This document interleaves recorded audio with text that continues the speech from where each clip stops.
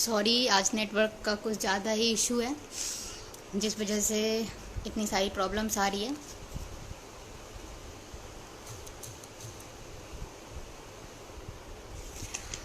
तो I am really sorry for that, और हम दोबारा से ये शुरू करते हैं।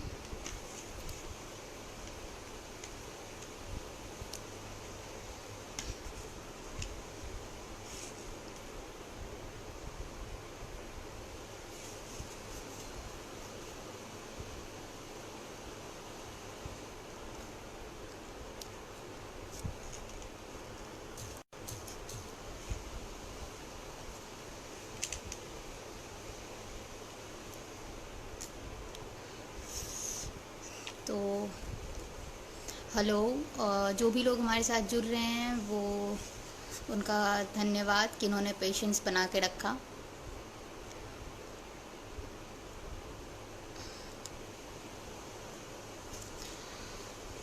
और मैं सर को ऐड करती हूँ दोबारा से।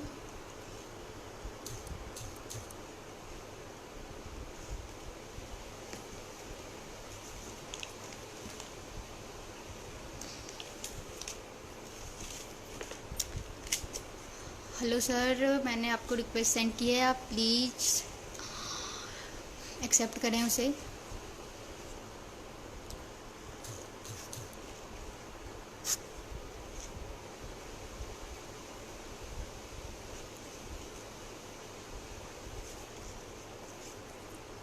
आई डोंट नो क्या प्रॉब्लम है।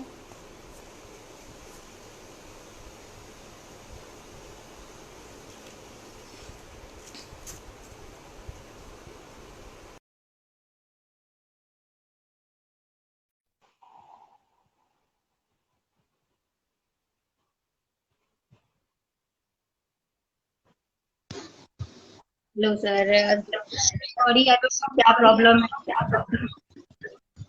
कोई मसला नहीं है, वो हो जाता है कभी भी नेटवर्क का इश्यू। जी, दोबारा से एक्चुअली मेरी आवाज़ को सुनते अब। हम यहाँ पे वैसे भी आपको सुनने आए हैं। तो सर, मैं ये पूछना चाहूंगी, राइटिंग की फील्ड में जैसे कि आपने लिखना शुरू किया, तो कोई ऐसी बात जिसने कि आपको बहुत ज्यादा प्रेरित किया हो और वहां से आपने अपना लिखना शुरू किया हो? अब मेरे ख्याल है माहौल, मैंने जैसे आपको बताया कि जिस माहौल में आप रहते हैं तो आपके रुझान जो हैं, आपके शौक जो हैं वो डेवलप होने लगते हैं। तो जी। कोई ऐसी तहरीक नहीं थी, अचानक से कुछ ऐसा हुआ हो कि मुझे लगा कि मैं लिखने लगूं या मैं गजल कहने लगूं या मैं जी। कहानियां सुनाने लगूं। ऐसा अचानक नहीं हुआ है और ये अचानक होता भी नहीं है। ये जी। एक पूरी तरबियत, एक तरबियत का हिस्सा है ये। आपको जिस तरह की तरबियत और जिस तरह का माहौल अपने आसपास मिलता है, आप आपका शौक, आपका रुझान उसी तरीके से डेवलप होने लगता है। जी, ये तो आपने सही कहा कि हम जिस माहौल में बड़े होते हैं उस हिसाब से वो हमारे शौक डेवलप होते हैं, चाहे जी, फिर वो राइटिंग हो, पेंटिंग हो या किसी भी फील्ड में जाना हो। बिल्कुल बिल्कुल बिल्कुल। तो सर, मेरा अगला सवाल है कि इसमें आप जैसे कि बहुत सारे लोगों के इंस्पिरेशन आप होंगे, तो आपका आपके कोई इंस्पिरेशन जिन्होंने आपको बहुत इंस्पायर्ड किया हो? बहुत एक नाम नहीं है, बहुत सारे लोग हैं ऐसे जिनको मैंने पढ़ा है या जिनकी शायरी मुझे बहुत बहुत ज्यादा पसंद है। जी। वो कंटेम्प्रेरी भी हैं और कुछ मतलब पुराने लोग भी हैं, क्लासिक पोइट्स भी हैं। चाहे दाग दहलवी हूँ या फिर मिर्जा गालिब हूँ, फिराज गोरखपुरी हूँ या नासिर काज़मी हूँ, या फिर जी। उसके बाद आते हैं तो अंजुम सलीमी हैं, साकी फारूकी हैं, अहमद मुश्ताक हैं, इरफान सिद्दीकी हैं। या नई नस्ल में आप अगर पूछना चाहेंगी तो बहुत सारे लोग हैं, अजहर फराग हैं, दिलावर अली आजर हैं, या जी। विपुल है, अमान अब्बास हैं। ये नई नस्ल के लोग हैं बिल्कुल। आप इनकी मतलब मुझे हैरानी होती है कभी कभी कि यार ये इतनी शानदार शायरी कर रहे हैं कि एक मतलब एक मुद्दत की रियाजत के बाद ऐसा होता है कि आप इस तरह के शेर कह पाते हैं। और ये बिल्कुल नई उम्रों के लोग हैं, पल्लव मिश्रा हैं। तो ये सब कमाल की शायरी कर रहे हैं, इन सबसे इंस्पिरेशन मिलती है। और मुझे लगता है कि मुझे मतलब कम से कम अगर मैं उनसे बेहतर ना कह पाऊँ तो कम से कम उन जैसा कहने लगूँ। जी। सर, जिस तरह से लिटरेचर का दौर बदल रहा है, आपको क्या विचार है?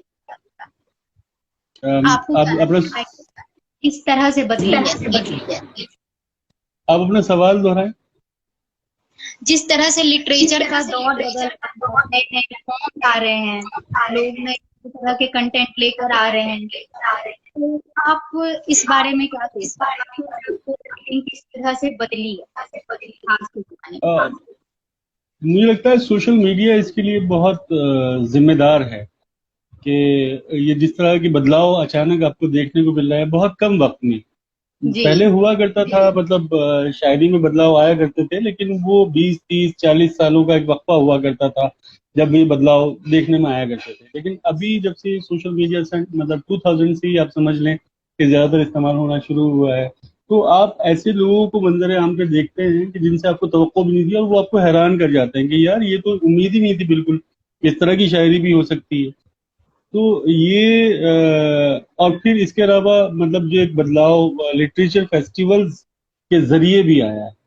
मतलब जी मुख्तलिफ शहरों में जो बड़े लिटरेचर फेस्टिवल होते हैं उनमें सबसे मतलब अगर मैं मुझे लगे कि रेख्ता एक बड़ा इंस्पिरेशन है उसके लिए, जी नई नस्ल के लिए एक बदलाव लाने के लिए, एक नया ऑडियंस पैदा करने के लिए, जुबान की तरफ लोगों की मोहब्बतें बढ़ाने के लिए रेख्ता फाउंडेशन ने बड़ा काम किया।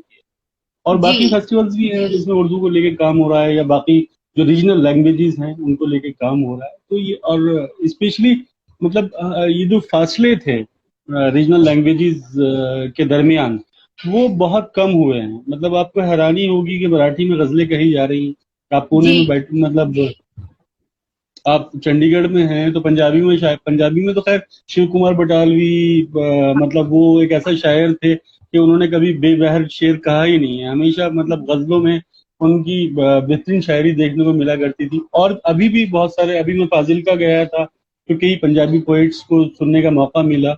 तो ये बड़ी एक मतलब उम्मीद अफजा चीज है कि जी गजल जो है वो दूसरी जुबानों के सफर पे निकल पड़ी है। अब जी कन्नड़ में गजलें कही जा रही हैं, अब मराठी में गजलें कही जा रही हैं, पंजाबी में तो एक तवील अब अरसे से बातचीत चली। और फिर जो भाषा उनकी क्वालिटी है। दूरी कम हो गई। जी। अब जो एक फासला था भाषाओं के बीच में वो कम हो गया। हाँ, वो बहुत बहुत मतलब एक उनके दरमियान ये फासला जो दूरियां थी वो कम हुई हैं।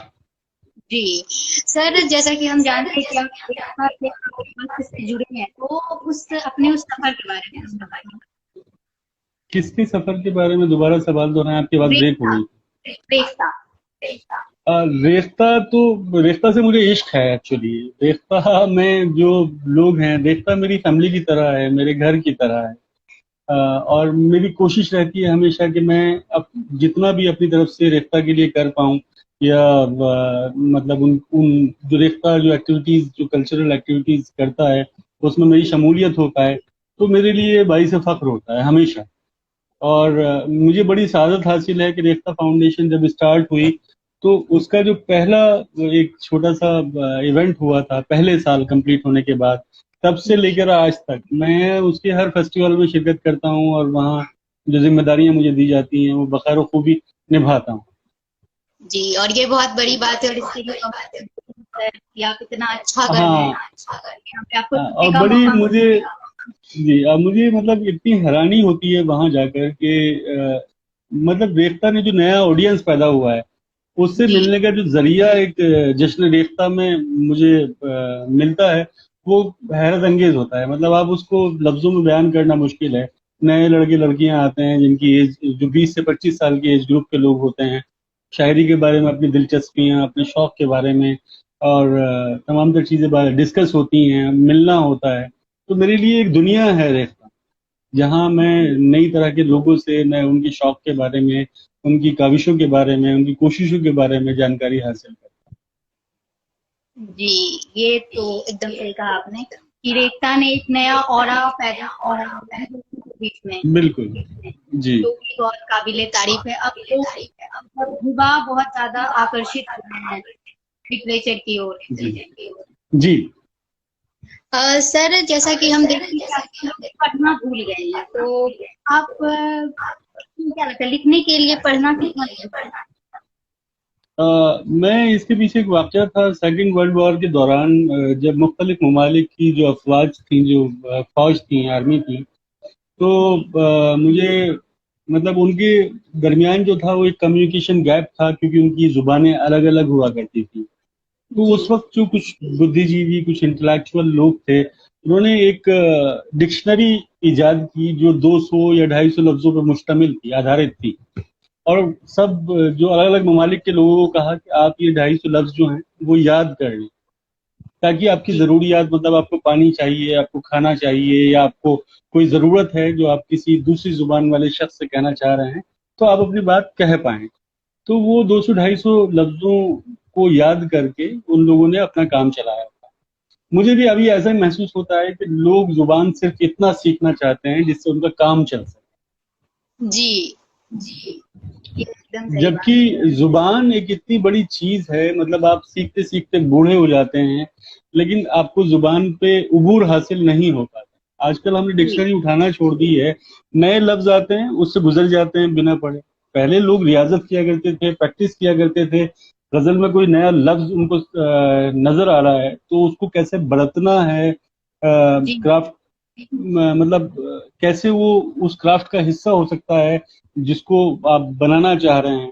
तो वो तमाम तर चीजें देखी जाती थी। लेकिन आजकल तो बिल्कुल, मतलब ये इस चीज को लेके बड़ा अफसोस होता है कि लोग जो हैं वो सीखने की तरफ माइल नहीं है। वो चाहते हैं कि मुझे शायरी का शौक पैदा हो गया है तो बस मैं इस्टेब्लिश हो जाऊं और लोग जी मुझे शायर आजम तस्लीम करें। लोग जी ये नहीं देखते हैं कि ये जो आसानी मतलब बड़े शोरा के यहाँ नजर आती है शेर कहने की, उनका क्राफ्ट, उनकी गजल, उनकी कैफियत, उनके जज्बात, ये कितनी रियाजत के बाद, कितनी प्रैक्टिस के बाद आती जी। और वो कहते हैं ना कि कुछ सीखने में एक अरसा लग जाता है और लोग चाहते हैं कि रात लिखना शुरू किया और कल वो एस्टैब्लिश हो गया। है। ये बिल्कुल, ये तो हर शहर में आजकल ये देखने को आ रहा है कि जी खासकर ओपन माइक के, मतलब ज्यादातर लोगों को, मैं सबको नहीं कह रहा हूँ, मैं एक ओपन माइक पोस्ट किया करता था cafeteria at the rate habitat, India habitat centre में। तो वहाँ बहुत अच्छे अच्छे लोग भी आया करते थे, बहुत अच्छी शायरी भी सुनने को मिल जाया करती थी। लेकिन अक्सर लोग जो हैं वो बस, मतलब पता नहीं वो किस तरह की शायरी है, और जो समझ में ही नहीं जी। आता है कभी कभी तो ये क्या लिखा है। लोग आजकल सीखने से ज्यादा वो सोशल मीडिया पे वायरल होने में खुश हैं। वायरल होने पे यकीन रखते हैं, किसी तरह सस्ती शोहरत। जी जी, एकदम सही कहा आपने। सर, तो आप नए लिखने वाले नौजवान शायरों को क्या सलाह दें? आप अपना सवाल दोहराएं। नए लिखने वाले नौजवान शायरों को आप क्या सलाह देना चाहेंगे? मेरा तो सबसे बड़ी सलाह तो यही है कि वो लोग, मतलब बड़े शोरा जो हैं उर्दू जुबान के, उनको पढ़ा जाए, उनको समझा जाए कि किस तरह से उन्होंने शायरी की है, किस तरह से लफ्जों को बढ़ता गया है। तो जी ये एक बड़ा मेरे ख्याल से उनके लिए काम होगा कि अगर वो दूसरे शुरा को लिखने से पहले वो पढ़ना शुरू करें लोग। जी, ये बेहद जी। जरूरी है। हम्म। सर, मेरा एक और 2015 में आपने फाउंडेशन की शुरुआत की, तो हमें बताएं उस फाउंडेशन के बारे एक्चुअली हम लोग काफी अरसे से थिएटर या स्टोरी टेलिंग और दास्तान गोई वगैरह या शायरी से, मतलब मुख्तलिफ असनाफ सुखन, चाहे वो क्लासिकल मौसीकी हो, क्लासिकल म्यूजिक हो, या कथक में। हो, तो इस तरह के इवेंट्स ऑर्गेनाइज करते रहते हैं इस फाउंडेशन के जेर एहतमाम। तो ये मैंने और मेरा छोटा ब्रदर है कौकब फरीद, हम दोनों ने मिलके एक सोसाइटी बनाई थी हर्फकर फाउंडेशन के नाम। तो थिएटर से मुतालिक जितनी चीजें हैं वो सब मेरा छोटा ब्रदर देखता है, और शायरी या स्टोरी टेलिंग वगैरह से मुतालिक जो चीजें हैं वो मैं देखता हूँ। तो मुख्तलिफ शहरों में हिंदुस्तान के तकरीबन हम 200 से ज्यादा शोज कर चुके हैं, और अभी बे- वो लगातार बढ़ता ही जा रहा है ऐसे। पिछले जी, 3-4 सालों में हुआ है ये सब कुछ। बेहद शुभकामनाएं। जी। तो सर, अब अंत में, क्योंकि सवाल तो मेरे पास बहुत हैं, पर यहाँ पे कुछ लोग हैं जो आपको सुनना चाहते हैं, तो मैं आपसे जी मैं जरूर आपको सुनाऊंगा। अभी जैसे कि आप कह रही थी क्वारंटाइन में कुछ आपका तख्लीकी अमल, तो एक गजल कुछ उस हवाले से हुई थी, तो मैं वो सुना देता हूँ कि जी जरूर। मुझको, मतलब पेश खिदमत है कि मुझको इस वक्त अजियत से निकाले कोई, मुझको इस वक्त अजियत से निकाले कोई, मेरी खामोशी को आवाज में ढाले कोई। मुझको इस वक्त अजियत से निकाले कोई, मेरी खामोशी को आवाज में ढाले कोई। क्या सितम बरपा है, ताहद नजर कोई नहीं। क्या सितम बरपा है, ताहद नजर कोई नहीं। लाश खुद चीख रही है कि उठा ले कोई। हाय रूठ भी जाऊं तो अब किसकी तवक्को लेकर, रूठ भी जाऊं तो अब किसकी तवक्को लेकर। कोई इम्कान कहाँ है कि मना ले कोई। और रक्स करता हुआ निकलूं मैं गली से अपनी, रक्स करता हुआ निकलूं मैं गली से अपनी। काश एक बार सदा दे के बुला ले कोई। हाय करती रहती है कोई भीड़ ताक़ुब मेरा, करती रहती है कोई भीड़ ताक़ुब मेरा। डरता रहता हूँ कहीं मार न डाले कोई। वाह फिर कोई हाथ मेरे हाथ की जानिब आए, फिर कोई हाथ मेरे हाथ की जानिब आए। फिर मुझे दौड़ के सीने से लगा ले कोई। हाय और नाखुदा कर चुका मौजों के हवाले हमको, नाखुदा कर चुका मौजों के हवाले हमको।